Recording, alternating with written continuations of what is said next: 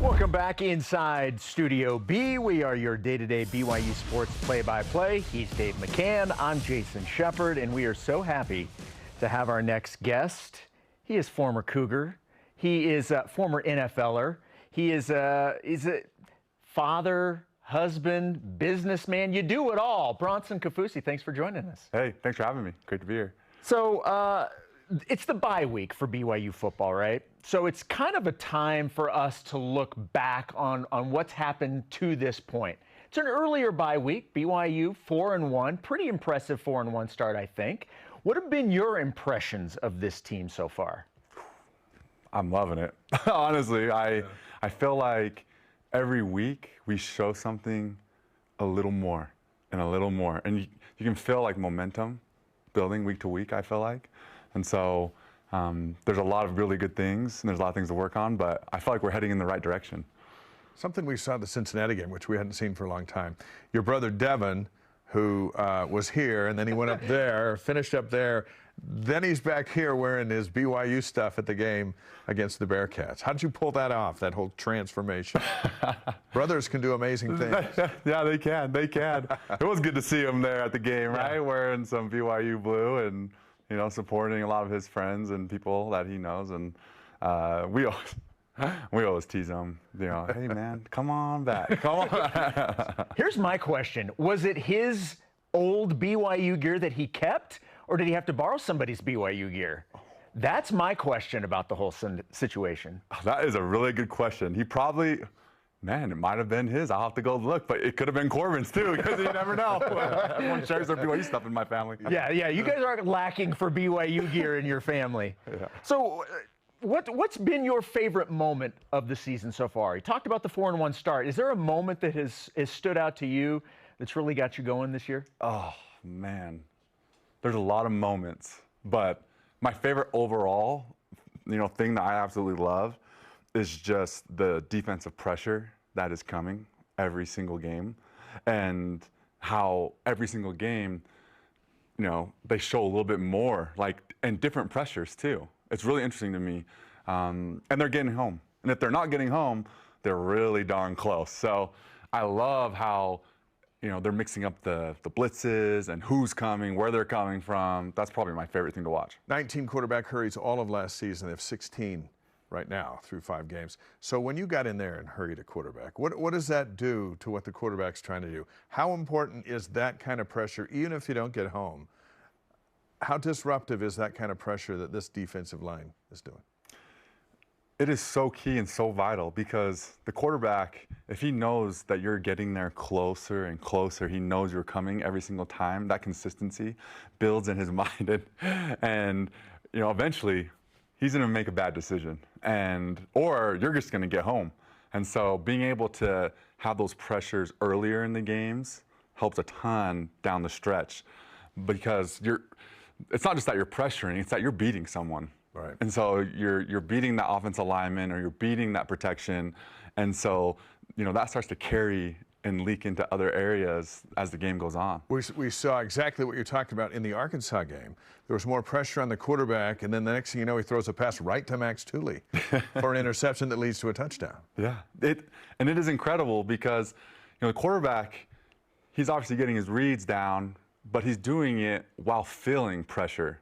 And so that overall feeling has to be constant, because as soon as you pull off and that feeling, he gets comfortable, right. He gets in the zone, and all of a sudden his decisions are so clear, and it's hard to stop a quarterback when he gets to that point. So if you can bring that pressure, there's nothing better as a defensive player, being able to bring that pressure and you can feel it. And so, like, all of a sudden as a defensive player, not does the quarterback feel it, but you feel it as a defensive player. Yeah. So all of a sudden third down comes around, second and long, or they do a, you know, run play action, and you know it gets you excited. How much fun would it be for a guy like you to play in a scheme like this? How would you have fit into this scheme? Oh man, that's a good question. I felt like I would definitely be on the edge, rushing, trying to create one-on-ones for me, because I feel like for me that's where I would, be able to help the most. Is okay, let's bring a guy off the edge, and let's have a defensive tackle next to me, Now he gets a one-on-one, I get a one-on-one, you know, he gets a one-on-one. We're handing out one-on-ones everywhere we go. His eyes get so big when he talks about one-on-one opportunities. Yeah, they're the best. They're the best.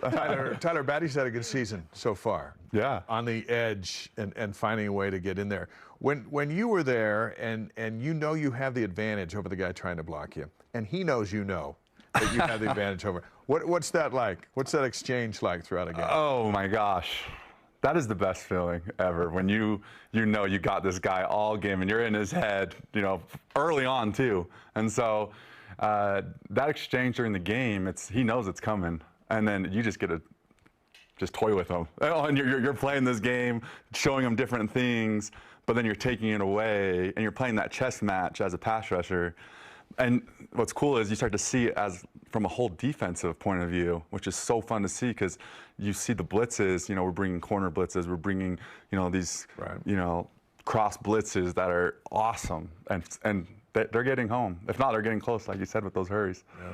Well, there's clearly been improvement on the defensive side, as we've talked about, but as much improvement as there has been, I know Jay Hill has said there's still room for us to get a lot better. What areas do you think the defense can still get better?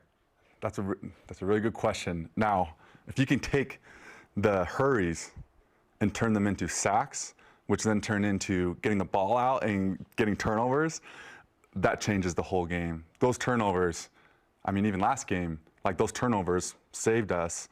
You know, even though, like, because if you look at the numbers, you know, I think they had more yards than us and they had all more this, everything. More everything. Yeah. But we won the turnover battle. Right. Yeah. So then we're going to win that game because we're going to turn them into points. So converting hurries into turnovers, I think, is one area that'll help us so much. All right, so the Cougars won 4. The season's getting a little tougher down the road. I think BYU said they got the 9th toughest schedule remaining in the country. Mm-hmm. How many wins do you see coming? Man, you know what? I really I want at least 3. At least 3. 4, that would be great, but 5, oh man, that'll be the best thing ever. So 3, 4, 5, that's where I'm at, right in there.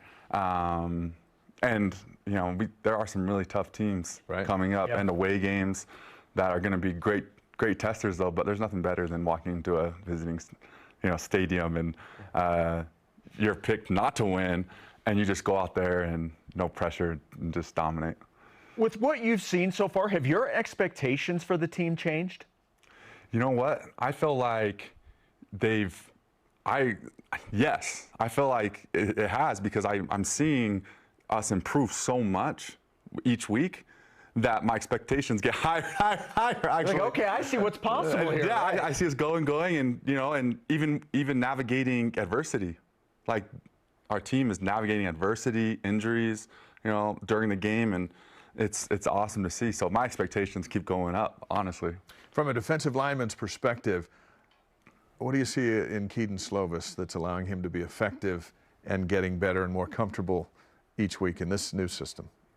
I love that word, comfortable, because you can tell he is getting more comfortable, and he's really, I feel like, you know, making decisions quicker, and then also he's just trusting the receivers, trusting the O-line. I feel like that level of trust is growing, and so because of that, he's able to play, you know, so much faster. And the Cougars haven't run the ball very well. That's well documented. But that line is protecting him. And I think he has just a couple of sacks on the year. But he hasn't been getting hit hard, which has allowed him to stay upright, which is the key when you got a quarterback behind him that doesn't have any Division I experience coming from junior college. But to the credit of that offensive line, he's had a pretty good pocket. Yeah, it is. It's so true. And so with that, he is settling in and being able to, okay, I do have a certain amount of time. Yeah. And I feel like as that zeroes in, he's just going to get better and better, and his throws are going to get better. Everything is going to just keep going. And that's what you want from a quarterback during the season, is you want to see them climbing, because you know they're not even to their fullest yet. And so it's cool to see that, you know, from Keaton. Speaking of things that are cool to see, Puka Nacua is the talk of the National Football League. As somebody who, you know, played in the NFL, how impressive is what we're seeing from Puka right out of the gate? Oh, it's incredible. As a rookie, coming in and putting up those types of numbers, and if you look at like even his targets, like he's catching everything, he's getting open, and his quarterback trusts him so much, right? You know that. And so what a cool opportunity to see him doing that. And man, I think he leads the whole league. And that's why he's literally doing the best. I love it. Well, you touched on something, the trust. Like, it takes a while for a quarterback to trust a receiver. What does that say that that's happened so quick? Now, some of it is out of necessity. When you don't have a guy like Cooper Kupp, you have to spread the ball around. But I agree with you 100%. Stafford absolutely trusts Puka, and that doesn't always happen that early in a career. Certainly, it could take years before a quarterback and a receiver have that kind of trust. Yeah, literally years. And the NFL, I think the NFL and just sports in general, but especially the NFL, it's a league of opportunities. And so if that opportunity comes, you get that shot. And if you dominate that opportunity and you keep doing it, oh man, and you do everything else right, which I know he does, everyone trusts him. The quarterback, the offense, the whole team. But doesn't the defense just want to nail him? Yeah, that is true too. As you go up, everyone, the defense, like, I'm gonna get this guy. Like, but that's the thing. He's so, man, he's a special player because he does everything so consistent at a high level that, I mean, the results are just speaking for themselves right now. Right. Yeah. Bronson, we always appreciate you coming in. Like we were talking about this before, the ageless one. He doesn't look like he's aged a day. You look the same as you did when you played. How do you do it, man? Everybody wants your secret. Hey, you just got to be here in Provo eating cougar tails. You know, is that the secret? One a week. Because if that's the secret, I know a lot of people are going to be up for that. Right. Thanks for coming in. Always appreciate the insight. It's always fun to talk to you. Thanks for having me. And by the way, Bronson and I did a Deep Blue radio podcast, so we'll plug that as well. Oh, yeah. For those that want to check that out, you can listen to that as well. Thanks, Bronson. Thanks.